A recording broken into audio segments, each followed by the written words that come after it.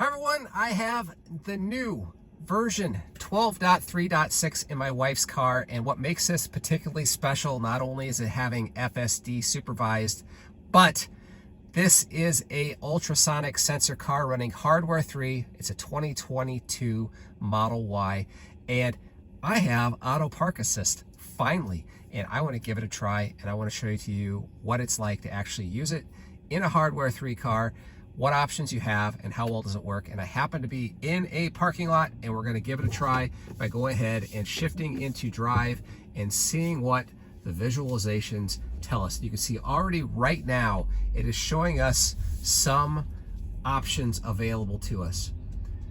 And as I'm sitting here, as I'm driving, it's giving us some options. It's giving us various things that we can click on here. It's giving us a recommended parking spot, but you don't have to pick that actual parking spot. For this first test, let's pick that parking spot. I'm just going to pick that one. I'm going to hit start. We're right next to it, and we're pulling forward. This is something that it never used to do before this. It's doing everything 100% on its own. It's picked the parking spot. It's centering in. And it did its thing. Look at that. Let's see, we're getting the new visualizations. What's unclear is whether or not the ultrasonic sensors are actually still working. And when I get back to my garage, we're going to test that. And hopefully by the end of this video, we'll know the answer to that. Perhaps, perhaps not. Let's try that one more time. We'll go ahead, we're driving. I'm automatically seeing these. What happens if I'm in a parking spot and I pick a different parking spot? Okay, it doesn't allow me to do that. I actually have to exit out. Still can't select. Now, once I'm actually out of a parking spot, it can select. Now over to my left, there is a double yellow line spot, which is a place you're not supposed to park, and that's right here, and it's actually picking up on that not being a place to park. Let's see how far back we can zoom here. And we can zoom pretty far back here, and I'm going to pick one about as far back as it will let me go. Let's pick that one. And I'll hit go. So we are backing all the way up to that spot. We're getting the visualization of the crosshatch lines there. Look at that. Right in there for the money. Now, these are straight lined parking spots. Do they work on angled parking spots? Let's find out. First off, we're going to go through the parking lot with the angled slots going in the direction you're supposed to drive. So I'm going to swing around here in this parking lot and see what the visualization says. Okay, we are going for some angled spots here. See from the camera in the back that they are not pointed in a very good way. Now you'll see that I have no option here to auto park. Why? Because backing in to angled slots would be really awkward. Now here's a test. If I go the opposite direction, you know, the wrong direction, but should make parking in reverse easier, well, let's see them. Oh, what's that? Every now and then I get a pop-up. See if I can select it here.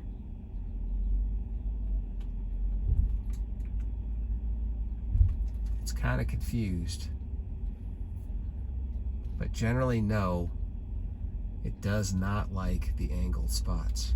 In fact, over here on this side of the lot, I have straight and angled. Will it pick up the straight ones and not the angles? And it does. It's picking up all of those on the left-hand side as being straight, and the angled ones are not. I'm going to pick one here that's actually in front of the car. Hit start. Kind of a weird angle. It's pulling forward. It's making the bend. Even full screen, it forced the cameras to show up. Just like that, we are on the spot. Now I've got a building behind me, and I'm going to put it in reverse, and I'm going to see what it's letting me do here. And you know what? I'm getting ultrasonic information. That's good. So at least in this situation, the car's ultrasonic sensors still work. So right now, so far, I get the best of both worlds. Okay, here we have another situation. It's kind of a tight situation. I have a parking spot over here to the left of me between two cars. There isn't a lot of places to maneuver. The car is showing here that that parking space is available between those cars. Let's go ahead and give it a go. It's gonna go ahead and pull forward here.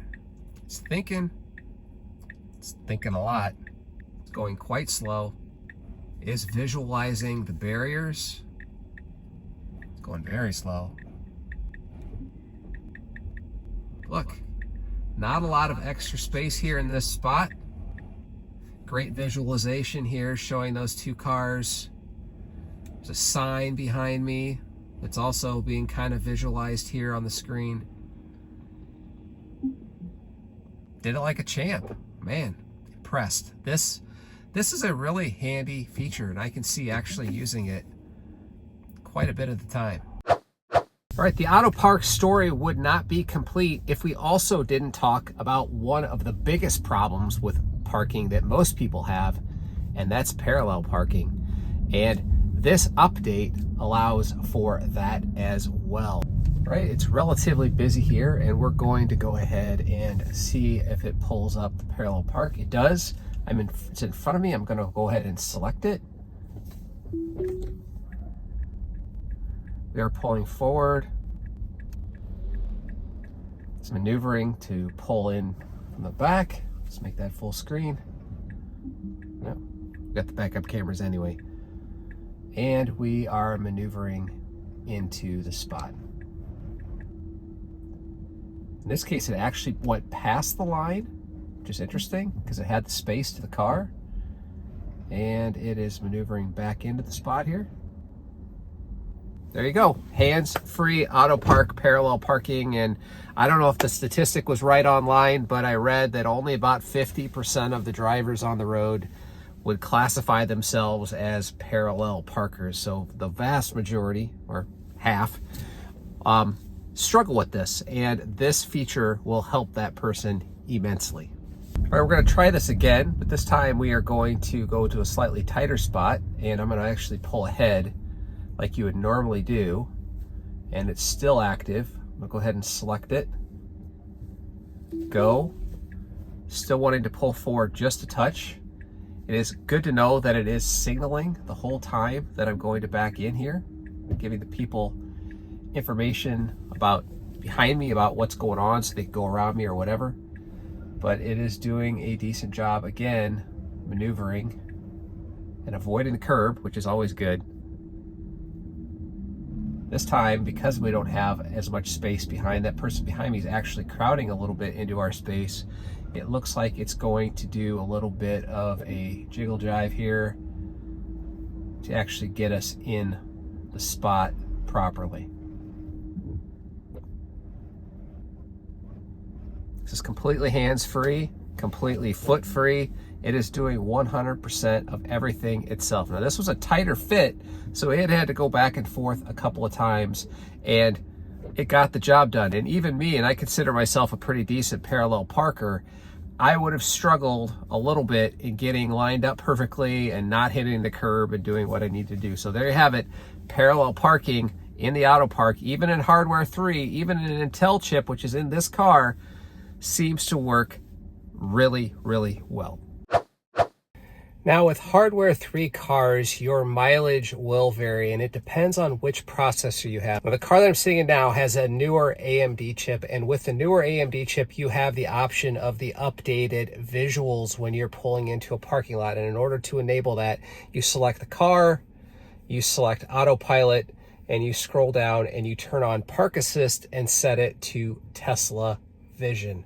Once that's turned on, then when you pull into a parking spot, you should see the high-level graphics. All right, so see, we're pulling into my garage here, and we do have the updated graphics where it is trying to simulate what it shows.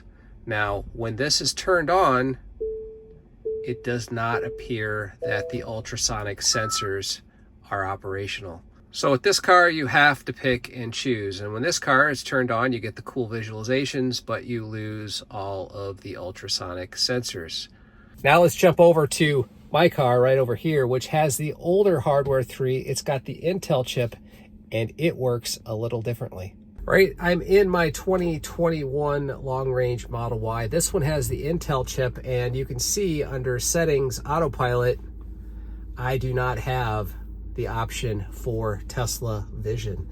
So this particular processor just doesn't have that feature. So when you pull into your garage, what does it look like? Well, it kind of looks like it did before. You have the ultrasonic sensors and not much of anything else.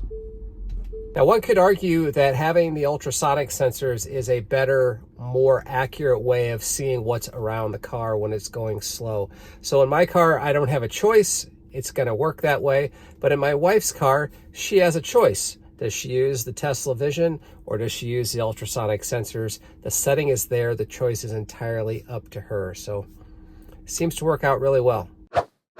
All right, there you have it. The new Park Assist features that came out for hardware 3 cars. These are the older hardware 3 cars with either the Intel or AMD processors that work with the new Auto Park Assist. Now, your mileage may vary, but overall, the core functions are solid. The parking, the parallel parking, and even driving into your parking spot.